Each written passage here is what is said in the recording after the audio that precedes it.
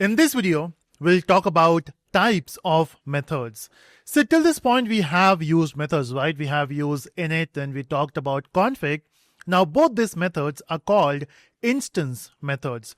Reason, they work with the instances. Now, what is instance? Instance means object. Okay, so when you are working with init and config, you are passing this self, which represents an object, and you are basically calling those functions or methods with the help of the object itself. Now, apart from it, we got two more methods. One is the class method and second is the static method. And let's talk about them now. And before we do that, I want to talk about a variable. So let's say we have actually created three variables here. If you see, we got CPU, RAM, and SSD. Now, these are called instance variables because they work with the object. And the way you created them, we are saying self.cpu, self.ram, self.ssd. We are using self there. That means this belongs to the object, right? What if you create a variable outside the method, your init method, which is your instance method, and then you make it inside a class, but you will name this as, let's say, brand, and brand is, let's say, Telusko. Now, when you make a brand as Telusko, this brand here is a variable, but what type of variable is this? Is this an instance variable? The answer is no, because these are the instance variable which got created with the help of object. Now, this here is called a class variable, is because we created that inside a class. There's no object reference to it. Now, what's the benefit of creating a variable which is for the class but not for the instance? See, these variables which is CPU, RAM, and SSD, they are instance variable, and whenever you create object, they will have different values. Of course, you can have same values, but then normally we have them as a different value. So when you create computers, this is i5, this is i9, then we got 16 GB for the RAM, then 96 GB for the RAM, and so on. Values are different. And it makes sense, right? Every computer will be different. So instance variable will have different value. But the class variable is common for all the objects. So whatever computer you make, they all have the same brand, which is Telusko in this case. Okay. And that's how it works. So if you change the brand name from Telusko to, let's say, Telusko AI, and that's what every company is doing nowadays, just rebranding themselves with AI, and they think they are into AI. Now, I think I'm into AI by just rebranding it. Now, this will affect all the objects, right? So if you use an instance variable and if you make a change for one object, this will not affect the other objects. But if you make the changes in the class variable, it will impact all the objects. And that's your class variable. Now, how do you access it? So if you want to access your brand here, you can see we can't print the brand. Directly, we can't access it. So we have to mention where it belongs to. So of course, you can use the object. In this case, I'm using comp1.brand. And let's see if this works. I'm going to say Python demo.py and it prints Telusko AI. So brand is getting printed. But we don't need to use object here. We can directly use the class name, which is computer, is because it's a class variable. Anyway, it is shared by all the objects. So why we have to specify the object? We can directly use the class name there. And if I clear this and run, you can see we got the output. Now, this is how you basically use the class variable. But what if you don't want to directly use it? You want to use some methods like info, which should give you the brand name. So I'm saying computer.info, which is going to return the brand name. How do you do that? Now, we don't have this method created anywhere, so we have to create one. So we'll say def info, that's the method we have, and enter. And this is going to return the brand name. But if you see, we are getting an error here.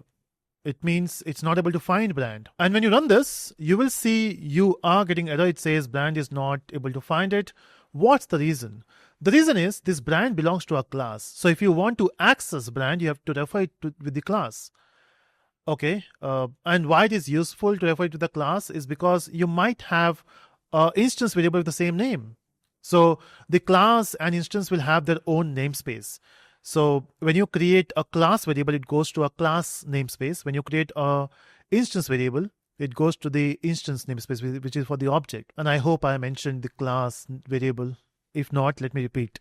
The class variable goes into class namespace. The instance variable goes to the instance or the object namespace. Okay, so how do I use it? So I have to use a class here. And you can pass that class here as CLS. There's no compulsion to use CLS. You can use any other variable name, but it's widely acknowledged that for class representation, we'll be using CLS. And then I can say cls.brand. Okay, so this is your class, and just by mentioning CLS, will this become your class? No, you have to basically pass this class, then only it will understand. This is just normal variable. Okay, now let's see if this works. Let me just go back and run, and you can see we got an error. So when you're saying computer.info, this is not working. Why it's not working? And you will see that in the error. It says missing one required positional argument CLS. That means we are accepting a CLS, but we are not passing it. Now, in your mind, maybe it happened that when you called config, we are not passing parameters, right? But it is accepting a self there, which means it is by default is passing an object which goes to self. Now, which object is passing? The object from it you are calling. The same way, if you're calling info and it is accepting a class from you, we are not passing it, but don't you think we are specifying that's computer? So that should be passed in the parameter. That will happen if this is a class method. Now, how do you make this a class method? Because by default, the methods are instance method. Even if you do this, this becomes an instance method. Now you will say, hey, we are writing CLS there. You are writing a variable name. Okay, that's not class. You have to make this as a class. And to do that, we have to use a decorator by mentioning, hey, this is a class method, treat it with a respect. I'm just kidding. So we are just specifying this is a class method and Python will treat it as a class method. We have to give respect to each method. Why? Class method needs respects. So now if I enter, it works. You can see it prints the Telusko AI. That means we are able to return the value for the brand, which we are printing here. So that's your class method. Now, when do we use instance method? When you want to work with instance variable. When do you use class method? When you want to work with the class variable. Now, what if you want a function or a method which is not linked with any class variable or instance variable? Then what you will do? Just to give an example, let's say I got this configuration and I got this RAM as 16 GB. Now, I'm not sure what 16 GB means. What I know is only bytes.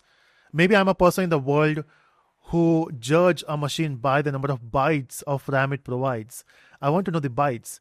So I can simply come back here and instead of printing info, I want to print GB to bytes. Okay, I don't know why we got bracket there. GB to bytes as a function name or a method name, which will accept a value from you, which is 16. So this is 16 GB and it should return you the number of bytes you have. Now, if you think about this particular function, of course, we don't have this function. But what do you think? This function should be a class method or it should be an instance method? Think about this while I am typing this.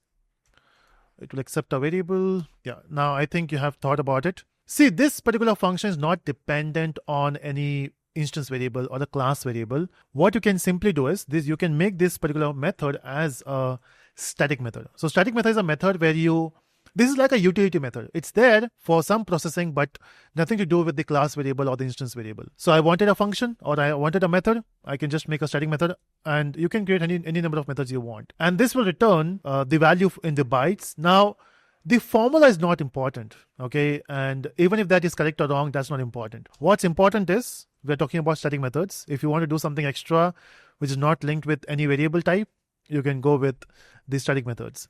But since we're talking about conversion, I will do that here. So basically, if you want to convert GBs into bytes, GBs is your 1 byte raised to 3. Okay. So GBs is basically 1 million. So we have to say 1000 raised to 3.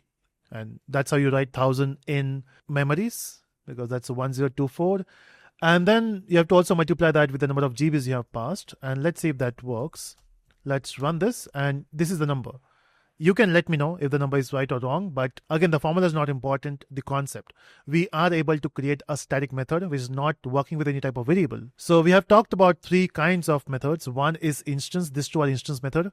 This is your class method, and we normally work with the class variables there. And this is your static method, just for some extra features if you want in your class. So that's it from this video. See you in the next part.